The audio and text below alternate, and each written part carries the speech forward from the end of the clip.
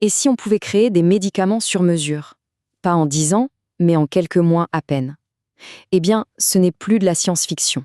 C'est la promesse incroyable de l'intelligence artificielle, une révolution qui est en train de tout changer dans le monde de la santé. Pour bien comprendre l'enjeu, commençons par un chiffre. Juste un chiffre. 10 à 15 ans. C'est fou, mais c'est le temps moyen qu'il faut aujourd'hui pour développer un seul, unique nouveau médicament et réussir à le commercialiser. Et ce n'est pas tout. À cette durée vertigineuse, il faut ajouter le coût. Et là aussi, c'est astronomique. On parle de milliards de dollars. C'est pas juste un chiffre sur un papier, c'est le reflet d'un défi absolument colossal. Voilà le problème. C'est ce mur, un mur fait de temps et d'argent, que l'industrie pharmaceutique essaye de franchir depuis des décennies. Un mur qui, bien souvent, empêche des traitements vitaux d'arriver jusqu'aux patients qui en ont besoin. Mais imaginez une seconde. Et si on pouvait faire sauter ce verrou?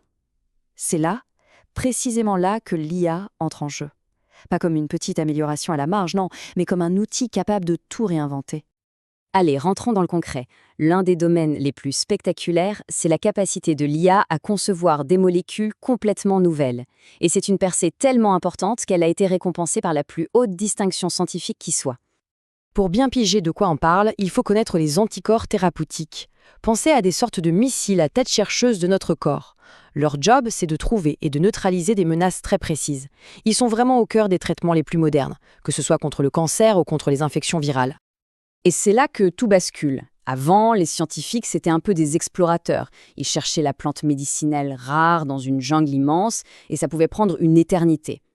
Aujourd'hui, avec l'IA, ils deviennent des architectes. Ils peuvent dessiner la molécule parfaite à partir de zéro, la créer de nouveau pour une mission bien précise. On peut donc concevoir des milliers de nouveaux anticorps sur mesure pour aller combattre un virus spécifique, comme celui du Covid ou de la grippe. Et pour bien montrer que ce n'est pas juste une promesse en l'air, que c'est du solide, eh bien cette avancée a carrément décroché un prix Nobel. Ce n'est plus de la science-fiction, c'est une réalité scientifique reconnue au plus haut niveau.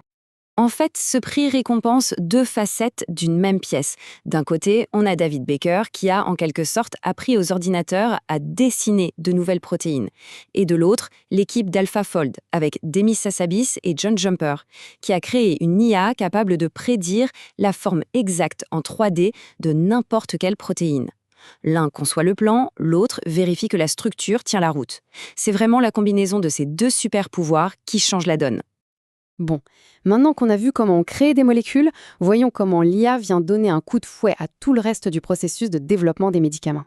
Le développement d'un médicament, c'est un vrai parcours du combattant, en gros en 3 grandes étapes.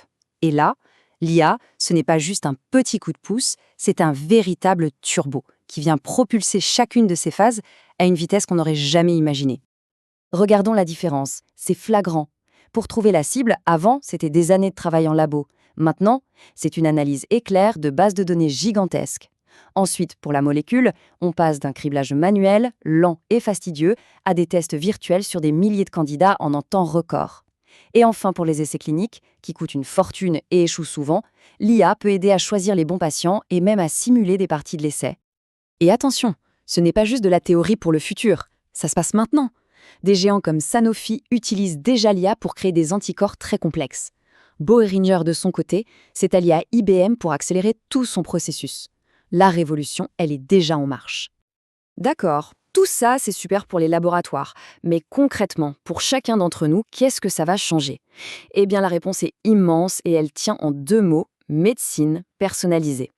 Imaginez un instant. Et si le prochain traitement prescrit n'était pas un médicament prêt-à-porter, le même pour tout le monde, mais un traitement sur mesure, conçu spécifiquement pour la biologie unique d'un seul patient? C'est exactement ça, la promesse de l'IA. Elle a le potentiel d'analyser les données génomiques, l'historique médical et plein d'autres paramètres pour prédire avec une grande précision comment un organisme va réagir à un traitement. L'idée, c'est d'adapter enfin la thérapie à l'individu, et plus l'inverse. Évidemment, une transformation aussi profonde, ça ne se fait pas d'un claquement de doigts. Le chemin est encore long et il est semé d'obstacles et de défis très importants. Pour que cette révolution se fasse en toute confiance, il y a plusieurs gros dossiers à régler. D'abord, l'éthique, évidemment.